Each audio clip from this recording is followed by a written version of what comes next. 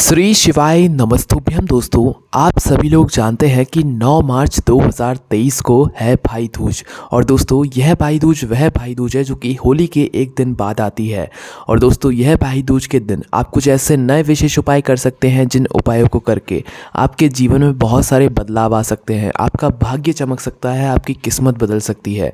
तो आप ज़रूर इन उपायों को करके देखिए, जिन उपाय करने से आपको बहुत कुछ हासिल हो सकता है, वो भी बहुत जल्दी। तो आइए जानते हैं भाई दूज के दिन किए जाने वाले सबसे पहले उपाय के बारे में। दोस्तों, ये बात तो आप सभी लोग जानते हैं कि होली के दिन से ये होली का पर्व शुरू होता है और रंग पंचमी तक बिल्कुल होली का त्यौहार माना जाता है। तो आपसे एक निवेदन है कि आप प्रतिदिन मतलब भाई दूज के दिन भी आप 1 लोटा जल के अंदर थोड़ा सा चंदन मिलाकर, ठीक है, पीला चंदन मिलाकर आप शिव जी के मंदिर जाकर इसे शिव जी पर ज़रूर चढ़ाएं। इसका मतलब ये होता है कि आप भगवान शिव जी के साथ इस दिन होली खेल रहे हैं। तो भाई रंग पंचमी तक आप हर दिन भगवान शिव जी के साथ इस प्रकार से होली ज़रूर खेलें। 1 लोटा जल के अंदर पीला चंदन डालकर उसे भगवान शिव जी पर प्रातःकाल सुबह सुबह ज़रूर चढ़ा कर आएँ। भगवान शिव आपसे प्रसन्न होंगे। चलिए दोस्तों, अब हम बात करते हैं भाई दूज के उपायों के बारे में।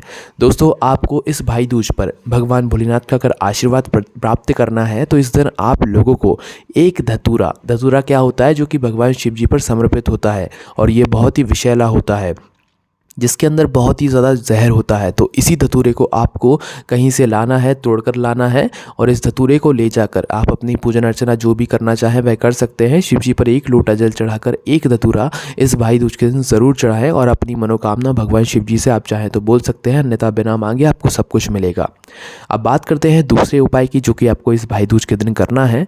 दोस्तों, आपको करना है इस उपाय में, यह उपाय उन लोगों को करना है जिनको मिर्गी आती हो, दमे की समस्या हो या सीढ़ियाँ चढ़ते समय सांस फूल जाती हो, सांस से जुड़ी हुई कोई भी अगर आपको दिक्कत हो, आप पंप वगैरह लेते हो तो उस स्थान पर आपको ये उपाय करना है। ठीक है, आपके शरीर में जो मिर्गी, सांस, दमा जो भी है उस सबको ठीक कर देगा यह उपाय। करना क्या है, इस उपाय में आपको लेना है धतूरा।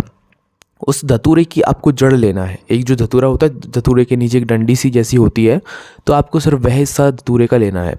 उस धतूरे की जड़ को लेकर आपको उसको निकाल लेना है, उसको धो लेना है, उसको घिसना है। अब ठीक है, आपने घिस लिया। घिसने के बाद जितना भी इकट्ठा हो गया है उसको घिसकर आपको शिव जी के मंदिर लेकर जाना है प्रातःकाल सुबह सुबह। शिव जी के मंदिर लेकर जाने के बाद शिव जी की शिवलिंग के ऊपर इसका पूरे में लेपन करना है। ठीक है, जितना लेपन हो जाए उतना आपको लेपन करना है।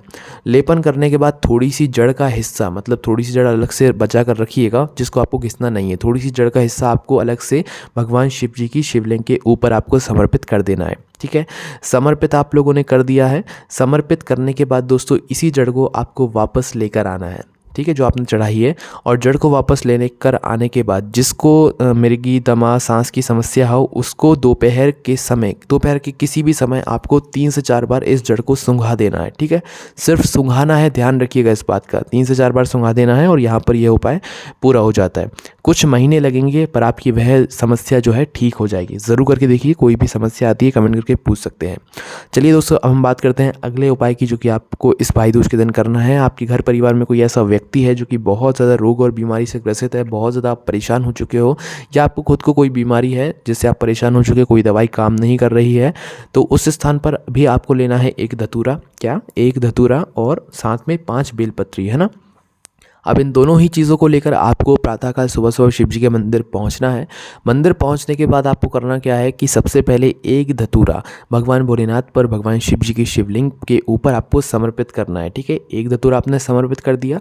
अब दोस्तों, जो 5 बेलपत्र आप लोग लेकर गए हैं, वह आपको बेलपत्र शिव जी के ऊपर नहीं समर्पित करना है, वह आपको बेलपत्र लेकर आना है नंदी बाबा के पास में। और नंदी बाबा के पास में आने के बाद उस बेलपत्र को कैसे समर्पित करना है, आप जैसे शिवलिंग पर बेलपत्र समर्पित करते हैं वैसे नंदी बाबा पर नहीं होती है। नंदी बाबा पर कुछ इस प्रकार से समर्पित होती है कि जो बेलपत्री की बीच वाली बड़ी पत्ती होती है उसका मुख आगे की तरफ होता है, मतलब भगवान शिव जी की शिवलिंग की तरफ होता है। ठीक है, तो इस प्रकार से आपको नंदी बाबा के ऊपर यह 5 बेलपत्र एक एक करके या एक साथ समर्पित कर देनी है और श्री शिवाय नमस्तुभ्यम भी ज़रूर आपको बोल देना है। ठीक है, 5 बेलपत्र आप समर्पित कर दें। उसके बाद भगवान शिव जी के पास में आकर आपकी जो दुख और समस्या, बीमारी चल रही हो उसके बारे में भगवान शिव जी से बोल देना और प्रार्थना कर लेना है। ठीक है, उसके बाद में दोस्तों, अगर आप लोगों के जीवन में बहुत ज़्यादा दुख है तो इस भाई दूज के दिन आपको यह छोटा सा उपाय ज़रूर करना है। करना क्या है, एक धतूरा आपको लेना है, ठीक है। एक धतूरा लेने के बाद एक लोटा जल अपने साथ रखना है। इनको लेकर आपको प्रातःकाल सुबह सुबह शिव जी के मंदिर पहुंचना है। शिव जी के मंदिर पहुंचकर सबसे पहले आपको एक धतूरा भगवान शिव जी के शिवलिंग के ऊपर समर्पित करना है। ऊपर समर्पित करने के बाद एक लोटा जल इसी धतूरे के ऊपर शिवलिंग के ऊपर आपको समर्पित कर देना है। पहले आपको धतूरा समर्पित करना है, फिर एक लोटा जल उसी धतूरे के ऊपर शिवलिंग के ऊपर समर्पित करना है, ठीक है। और भगवान से अपना चाहो तो दुख बोल सकते हो, और अन्यथा कुछ नहीं बोलना है। भगवान शिव अपने आप समझ जाएंगे और आपके जीवन से सारी दुख और समस्याएं वो दूर कर देंगे, है ना। उसके बाद में दोस्तों अगला जो उपाय है वो लोगों के लिए है जिनको शरीर में दाँत खाद खुजली बहुत ज़्यादा हो जाते हैं, वो बहुत ज़्यादा परेशान है भैया अपनी दाँत खाद खुजली से। सभी दवाइयाँ सभी गोलियाँ खाकर देख चुके हैं, कोई अंतर नहीं हो रहा है। तो उस स्थान पर भाई दूज के दिन आपको क्या करना है, धतूरे का जल आपको लेना है, मतलब एक लोटा जल लेना है। उस एक लोटे जल के अंदर आपको डालना है धतूरा, है ना। धतूरा आपने डाल दिया। धतूरा डालने के बाद उसके अंदर आपको डालना है हल्का सा पीला चंदन, एक चुटकी पीला चंदन आप लोगों को डाल देना है। पीला चंदन डालने के बाद दोस्तों इसी जल को आपको लेकर शिव जी के मंदिर जाना है।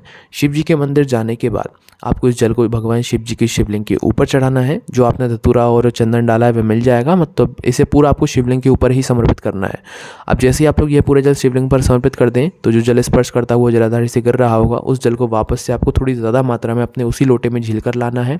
झील कर लाने के बाद दोस्तों इसे अपने घर ले आना है, और जिस व्यक्ति को दाँत खाद खुजली हो रही है उसके पूरे शरीर पर आपको इस जल का लेपन करना है, ठीक है, जो आप जल अभी इस उपाय के लिए लाए हैं, ठीक है। पर इस बात का ध्यान रखिएगा कि जब आप इस जल का लेपन कर रहे हैं उस व्यक्ति के शरीर पर जिसे दाँत खाद खुजली है, तो उस व्यक्ति के शरीर पर, या वो खुद कर रहा हो, ठीक है, खुद लेपन कर रहा हो, तो उसके शरीर पर कोई वस्त्र नहीं होना चाहिए, ठीक है, तभी ये उपाय काम करेगा। तो इस उपाय को करने से आपकी दाँत खाद खुजली जड़ से खत्म हो जाएगी। उसके बाद में दोस्तों अगला जो भाई दूज का उपाय है वो शादी विवाह के लिए है। जिनका शादी विवाह में बहुत ज़्यादा अड़चनें आती हैं, कोई बच्चा बच्ची ऐसा जिसको शादी विवाह नहीं हो पा रहा है, तो उस स्थान पर आपको क्या करना है, 5 बेलपत्री लेना है। कितनी? 5 बेलपत्री लेना है, एक धतूरा लेना है और 5 शमी पत्र लेना है। इस उपाय को उसी व्यक्ति को करना है जिसका शादी विवाह नहीं हो रहा है, कोई बच्चा हो चाहे कोई बच्ची हो, उसी को अपने हाथ से इस उपाय करना है, ठीक है। तो एक धतूरा, 5 बेलपत्री और 5 शमी पत्र अपने सीधे हथेली में रख लो। हथेली में रखने के बाद दोस्तों इसे आपको क्या करना है, भगवान शिव जी की शिवलिंग के ऊपर जो अशोक सुंदरी वाला स्थान होता है वहाँ पर आपको जाकर समर्पित करना है।